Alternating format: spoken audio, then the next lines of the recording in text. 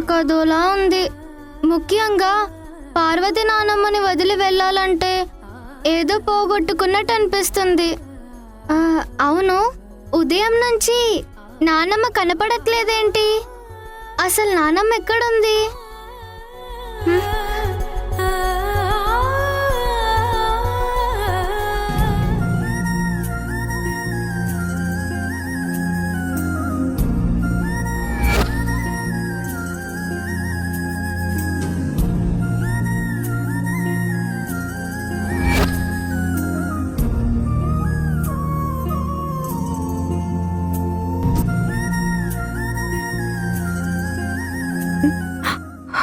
నానమ్మా,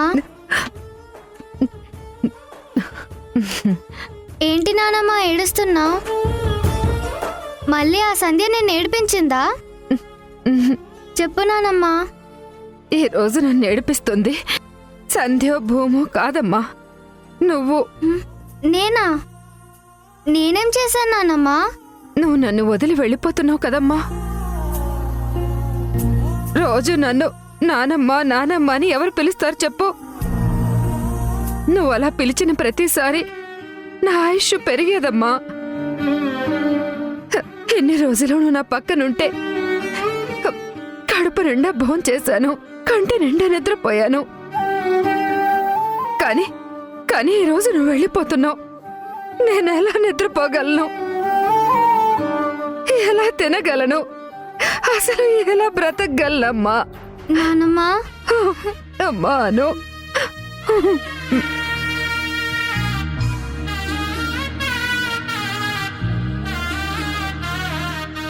నానమ్మా, నువ్వు ఏడవద్దు. నేను ఎక్కడికి వెళ్తున్నాను? దగ్గరలోనే కదా ఉండేది. నాకు కూడా నిన్ను వదిలేసి వెళ్ళిపోతున్నందుకు చాలా బాధగా ఉంది. ఈ ఇంట్లో నాకు బాగా కనెక్ట్ అయింది నువ్వు ఒక్కదానివే. మా వాణిని కూడా నేను పేరు పెట్టే పిలుస్తాను, కానీ నానమ్మ అనే పిలవను. నిన్ను నానమ్మ అని పిలిచిన దగ్గర నుంచి నువ్వే నా సొంత నానమ్మలాగా ఫీల్ అయ్యేదాన్ని. నువ్వు ఇలా ఏడుస్తే నేను ఎలా వెళ్ళగలను? నువ్వెప్పుడు సంతోషంగానే ఉండాలి. ఏడోనమ్మా, నువ్వు ఉన్నావు కదా, నాకు ధైర్యం ఇచ్చావు కదా, ఇంకేడవను. కానీ అప్పుడప్పుడు ఈ నానమ్మని చూడ్డానికి వచ్చిపోతావా తల్లి? నానమ్మ, నువ్వు ఏడుస్తున్నావు, నన్ను ఏడిపిస్తున్నావు. ప్లీజ్ నువ్వు బాధపడొద్దు. ఇలా అయితే నేను ఎలా వెళ్ళగలను చెప్పు?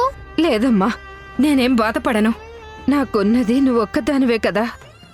ఆ భూమి వచ్చిన తర్వాత నా కొడుకు, కూతురు, కోడలు అందరూ పరాయి వాళ్ళైపోయారు. నన్ను నువ్వు ఒక్కదానివే అర్థం చేసుకున్నావు.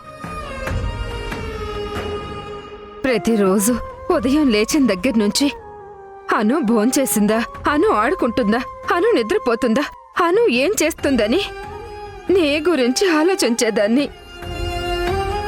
నా కళ్ళెప్పుడు నిన్నే వెతికేవి. నా మనసు నీ కోసం ఆరాటపడేది.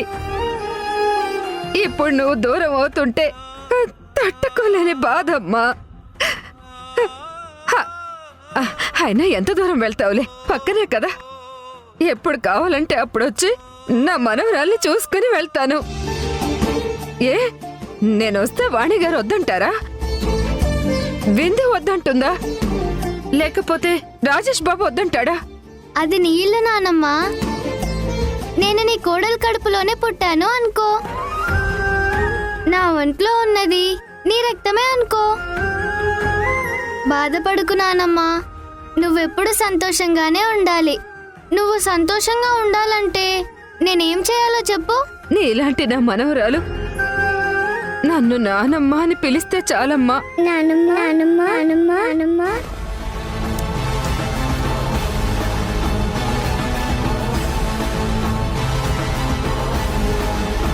నువ్వు బాధపడద్దు నానమ్మ. నువ్వెప్పుడు హ్యాపీగా ఉండాలి. బాధపడక ఏం చేస్తానమ్మా? ఆయన ఎన్నడూ లేంది కొత్తగా నానమ్మ అంటూ వరసలు కలుపుతున్నావేంటి? నువ్వు నా సొంత మనవరాలివైనట్టు, నా కొడుకు రక్తం పంచుకుని పుట్టినట్టు అలా ఏం కాదు కదా. నీ వల్లే కదా నా మనవరాలు దూరమైంది. ఇక అను వెళ్ళిపోతుందమ్మా. ఇన్నాళ్ళు నువ్వు సంధ్య కలిసి ఎంత ఏడిపించాలో అంత ఏడిపించారు. అను వాళ్ళింటికి వెళ్ళిపోతుంది. ఇక సంతోషంగా ఉండమ్మా. లేదు నానమ్మ, అలా మాట్లాడొద్దు. ఏ నానమ్మేంటి నానమ్మ? అను పెద్దింటి బిడ్డ. నన్ను పార్వతి అని పేరు పెట్టి పిలవచ్చు. తన సొంత నానమ్మను కూడా వాణి అని పిలుస్తుంది, కాని నన్ను మాత్రం నానమ్మ అని పిలుస్తుంది. చూసావా, అది సంస్కారం అంటే, అది గౌరవం అంటే. ఎంతైనా పెద్దింటి బిడ్డ పెద్దింటి బిడ్డే.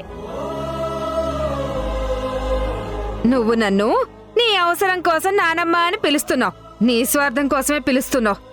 అలాంటి స్వార్థపు పిలుపులు నాకొద్దులేమ్మా. లేదు నాన్నమ్మ, మీరు ఉదయం నుంచి అను సిస్టర్ గురించి బాధపడుతుంటే నాకు బాధిస్తుంది. చూడు భూమి, ఈ ఇంట్లో నేనున్నా లేకపోయినా పార్వతి నానమ్మ నా మనిషి. తన కంట్లో నీళ్ళొస్తే నేను ఊరుకోను. మాటి మాటికి తన గదిలోకొచ్చి తనని బాధ పెట్టడం లాంటివి చెయ్యొద్దు. తనకేం జరిగినా నేను ఊరుకోను. మీ అమ్మని నువ్వు కంట్రోల్లో పెట్టుకో. మీ అమ్మ వల్లనో శ్రీజ అక్క వల్లనో నీ వల్లనో మా పార్వతి నానమ్మకి ఏమన్నా అయితే నేను ఊరుకోను. ఎంత గొప్పగా చెప్తుందో చూడవే. సొంత రక్తం సొంత బిడ్డ అయితే ఇలాగే మాట్లాడుతుంది. నానమ్మంట నానమ్మ. కొత్తగా వరుసలు కలుపుతున్నావు. నిన్నటిదాకా అమ్మగారు అని పిలిచి ఇప్పుడు నువ్వు నానమ్మ అని పిలవగానే నీ మీద ప్రేమ కారిపోతుంది. మరి చాలు చాలులేమ్మా, నువ్వు సానుభూతి చూపించింది చాలు. పదను.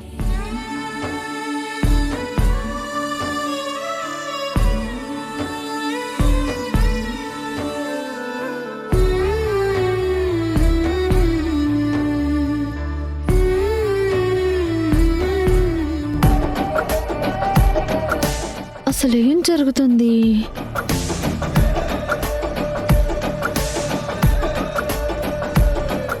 బేబీ బేబీ ముందు పాలు తాగమ్మా. వద్దు మమ్మీ, పాలు తాగితే ఒళ్ళొచ్చేస్తుంది. నా గ్లామర్ తగ్గిపోతుంది. నీకు నాకు తరగడమే కానీ పెరగడం ఉండదమ్మా. తాగు. సరే. మమ్మీ, వింధ్య వచ్చి చూసింది, వెళ్ళిపోయింది. అక్కడ ఏం జరుగుతుందో ఏంటో ఇంతవరకు అప్డేట్ లేదేంటి? అసలు ఇంత జరిగిన తర్వాత వింధ్య మౌనంగా ఉండదు కదా. ఒకటి ఆవేశంగా వచ్చి నాతో గొడవ పడాలి, లేదా ఏ నుయ్యో గుయ్యో చూసుకుని చచ్చిపోవాలి. ఇంతకీ తనున్నట్టా పోయినట్టా? వెళ్ళిన తర్వాత బావతో గొడవ పడుంటే అసలు ఎందుకు ఇలా చేసావని కనీసం బావ దగ్గర నుంచైనా ఫోన్ వచ్చేదే. కానీ అదే జరగలేదు. అంత చూసిన తర్వాత పోతే పోనీలే, సర్దుకుపోదామని మౌనంగా ఏమైనా ఉందంటావా? అబ్బా, నాకు అసలు అక్కడ ఏం జరుగుతుందో అర్థం కావట్లేదు మమ్మీ. దీనికి ఎందుకమ్మా అంత టెన్షన్ పడతావు? ఆ వింధ్యకే ఫోన్ చేయి, చచ్చిందో బ్రతికిందో తెలుసుకో. హా,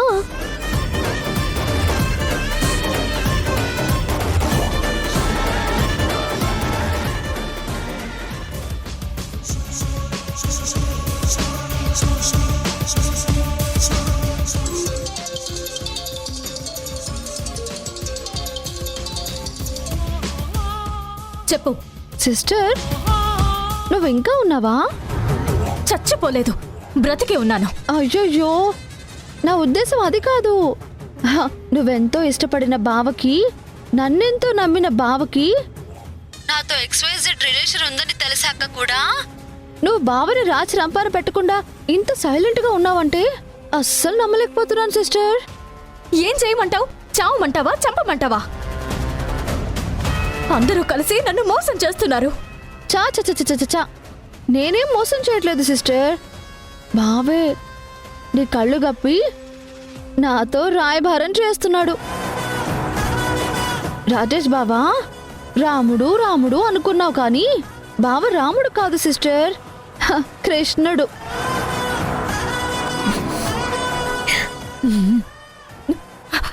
నాకెందుకు ఫోన్ చేసావో చెప్పు. ఏం లేదు సిస్టర్, నువ్వు చూసావన్న విషయం బావకి తెలీదు. రోజు నీ దగ్గర నుండి మేనేజ్ చేసి నా దగ్గరికి రావడానికి చాలా ఇబ్బంది పడుతున్నాడు. ఇలాంటి విషయాలు నువ్వు చూసి చూడనట్టు వదిలేసి. బావకి నేనంటే ఇష్టం. నిన్ను కాదని నా ఇంటికి వచ్చి నన్ను బైక్ మీద తీసుకువెళ్తున్నాడంటే ఏంటి అర్థం? మా ఇద్దరి మధ్య రిలేషన్ చాలా దూరం వెళ్ళింది. నీకు తెలుసా, ఈరోజు ఉదయం కూడా నా పక్కన నిద్రపోతున్న బావని లేపి నువ్వు వెళ్ళు బావా, లేకపోతే వింధ్య సిస్టర్కి అనుమానం వస్తుందని బలవంతంగా నేను పంపిస్తా కానీ కదలేదు తెలుసా. అది కూడా నన్ను హక్ చేసుకుని ముద్దు పెట్టి నిన్ను చాలా మిస్ అయిపోతున్నానని నన్ను వదిలి వెళ్ళలేక ఎంత ఫీల్ అయ్యాడో. ఏయ్, చాలు. ఎందుకు మీ పర్సనల్ నాతో షేర్ చేసుకుంటావు? మీరేం చేస్తే నాకేంటి, గంగలో దూకితే నాకేంటి? పెట్టాయి phone. Hello hello sister. Phone cut చేసింది. దానికి టార్చర్ టార్చర్ అంటే ఎలా ఉంటుందో నేను చూపిస్తాను. ఇది మనకు కావాల్సిందే. లేకపోతే సంధ్య వింధ్య కలిసి చుక్కలు చూపిస్తారా? నిన్ను జైలుకు పంపిస్తారా? నువ్వు జైల్లో ఉండి అనుభవించిన నరకం కంటే కూడా ఇప్పుడు వింధ్య ఎక్కువ నరకం అనుభవిస్తుంది. ఖచ్చితంగా అనుభవిస్తుంది మమ్మీ. నా గెస్సే కరెక్ట్ అయితే అది ఇంకా ఈ విషయం ఎవరితోనూ చెప్పలేదు. తనలో తనే నలిగిపోతుంది. ఈ బాధను ఎవరితోనూ చెప్పుకోలేక ఏ నుయ్యగొయ్యో చూసుకుంటుందిలే. వింధ్య, లేట్ అవుతుంది. మనం అనుపాప దగ్గరకు వెళ్ళాలి కదా.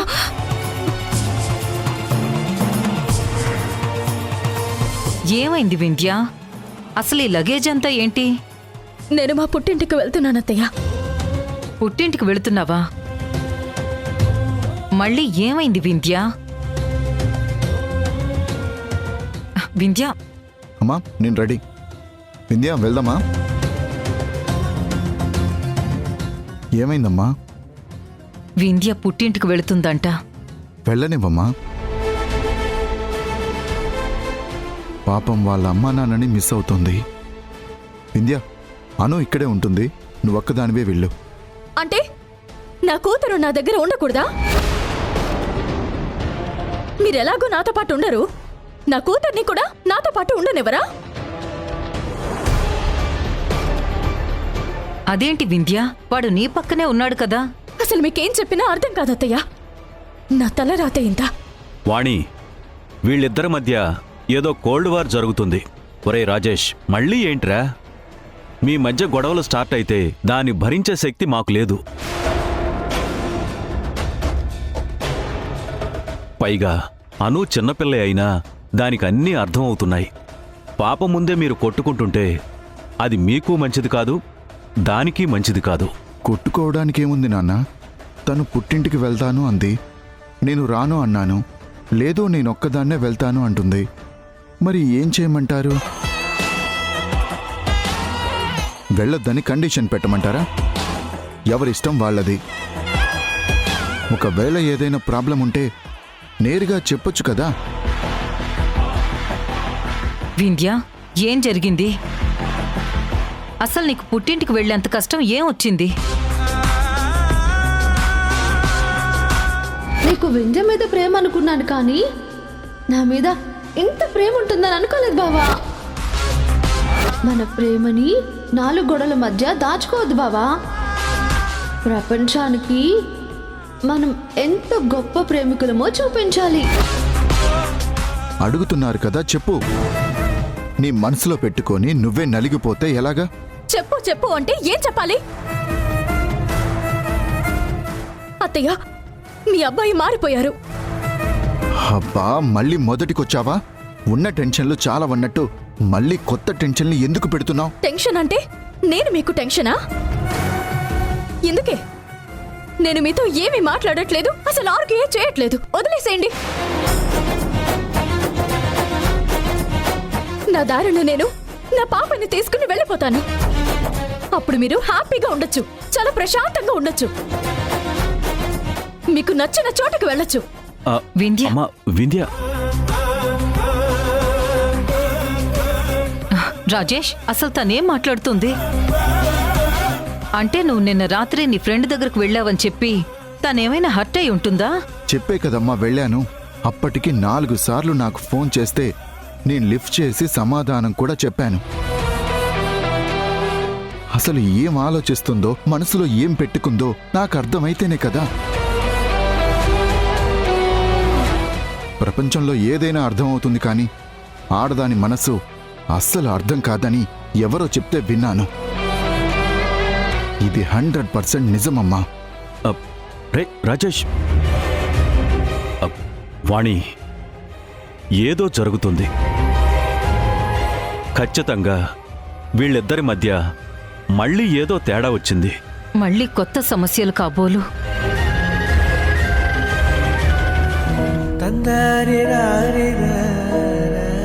రేపెలాగూ వెళ్ళిపోతున్నాను. వెళ్ళిపోయాక నిన్ను పిలవాల్సిన అవసరం ఉండదు.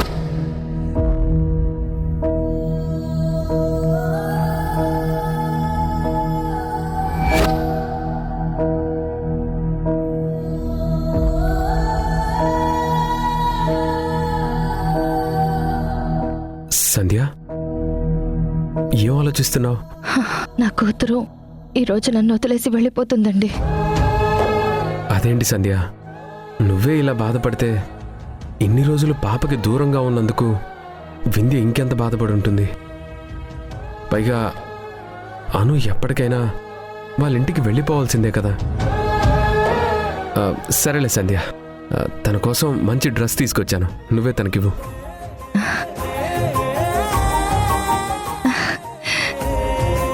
చాలా బాగుంది. అవును సంధ్య, భూమి గొప్పదా, అను గొప్పదా? అదేంటండి అలా అడిగారు? ఇన్ని రోజులు అను భూమి కంటే గొప్ప అని నిరూపించుకోవడం కోసమే కదా ఇక్కడుంది. వాళ్ళమ్మతో ఛాలెంజ్ చేసి మరి ఇక్కడికొచ్చింది కూడా దీనికోసమే కదా. మరి అనుకి ఎన్ని మార్కులు వేస్తున్నావు? ఎవరు బెస్ట్ అని డిసైడ్ చేయబోతున్నావు? ఇంకొద్దిసేపట్లో వింధ్య వస్తుంది కదా, దాని ముందే డిసైడ్ చేస్తాను. సరే, నీ ఇష్టం సంధ్య. అనుని తొందరగా తీసుకెళ్తాం, బ్యాగ్తో రెడీగా ఉండమని చెప్పారు. ఇంకా రాలేదేంటి?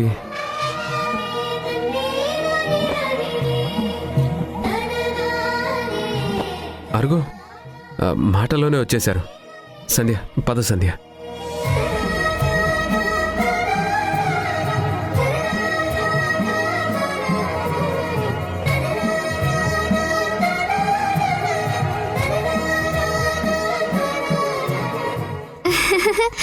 వాణి, అమ్మా, చూసావా వాణి, అను ఎలా మారిపోయిందో? అమ్మా సంధ్య, నువ్వు చాలా గ్రేట్ అమ్మా. కాళ్ళు పట్టించుకునే స్థితి నుంచి కాళ్ళకి నమస్కారం చేసే వరకు నా మనవరాలొచ్చింది. ఇదొక్కటి చాలమ్మా.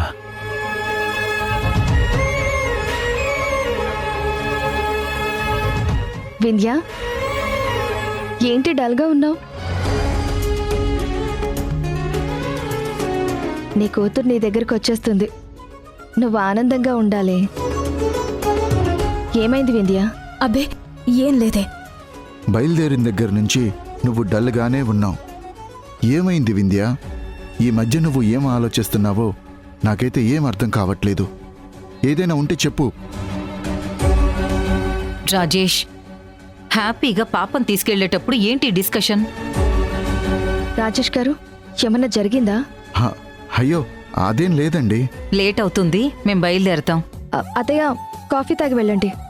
లేదమ్మా, పనులున్నాయి, త్వరగా తీసుకెళ్తామని చెప్పాం కదా. భూమి, వెళ్ళొస్తాను. అలాగే. శ్రీజ అక్క, వెళ్ళొస్తాను. అల్లరి చేయకుండా బాగా చదువుకోవాలి. అలాగే. బాయ్ నానమ్మా. వెళ్తున్నావా తల్లి? నిన్నెప్పుడు చూడాలనిపిస్తే అప్పుడు మీ ఇంటికి వస్తాను, సరేనా? అలాగే, బాయ్.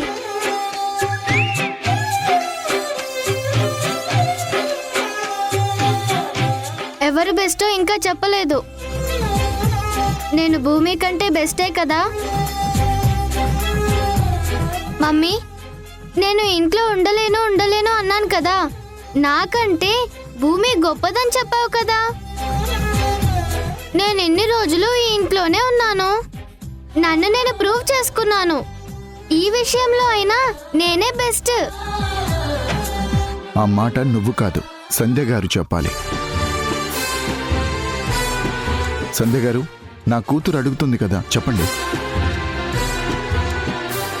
సంధ్య, ఇద్దరికి మార్కులు వేస్తానన్నావు కదా, ఎవరు బెస్టో డిసైడ్ చేస్తానన్నావు. ఇద్దరులో ఎవరు బెస్ట్? ఇప్పుడు అవన్నీ ఎందుకులేండి. అను, వెళదాం పదా. లేదు వాణి, ఇప్పుడే డిసైడ్ అవ్వాలి. నేను ఇన్ని రోజులు వెయిట్ చేసిందే ఈ క్షణం కోసం. నేను బెస్టా కాదా అనేది ప్రూవ్ చేసుకోవాలి. ఒకవేళ నేను బెస్ట్ కాకపోతే నాకంటే భూమి ఎందుకు బెస్టో కూడా నాకు చెప్పాలి. అను, నువ్వే బెస్ట్. 100% నువ్వే బెస్ట్.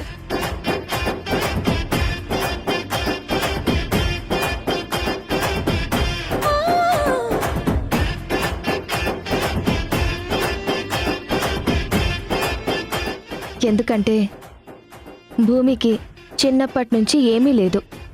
ఇక్కడ ఆశ్రమం కంటే మెరుగ్గా ఉంది కాబట్టి తను హ్యాపీగా ఉంది. కానీ నీకు అక్కడ అన్నీ ఉండి కూడా అన్నీ వదిలేసుకుని మరీ ఇక్కడికొచ్చావు. మమ్మీ చూసావా, నేనే చాలా గ్రేట్ అంట. ఇప్పటికైనా నువ్వు ఒప్పుకుంటావా? సరే, ఒప్పుకుంటాను. సంధ్య, ఇప్పుడు ఇవన్నీ ఎందుకులే. భూమి చూడు, నీకంటే నేనే గ్రేట్. నానమ్మ, శ్రీజ అక్క, మీరిద్దరు విన్నారు కదా, నేనే గ్రేట్. వాణి, తాతయ్య, మీరు కూడా విన్నారు కదా, భూమి కంటే నేనే గ్రేట్. అబ్బా, వింటున్నావులేమ్మా. థ్యాంక్స్. ఇప్పటికైనా నేను గ్రేట్ అని ఒప్పుకున్నావు. వెళ్ళొస్తాను. అను, నువ్వే గ్రేట్. కాకపోతే ఒక్క షరతు.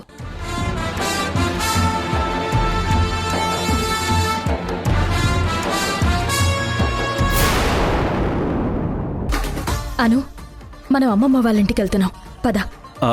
అమ్మా వింధ్య, అను నువ్వు ఎక్కడికి వెళ్ళడానికి వీల్లేదు. ఇక్కడే ఉంటున్నావు. లేదు, నేను వెళ్తున్నాను. అను, పద వెళ్దాం. ఎక్కడికి రావాలి మమ్మీ? అంతగా వెళ్ళాలనుకుంటే నువ్వు వెళ్ళు, నేను రాను. అను, అమ్మగా చెప్తున్నాను, నువ్వు నాతో పాటు వస్తున్నావు, పద.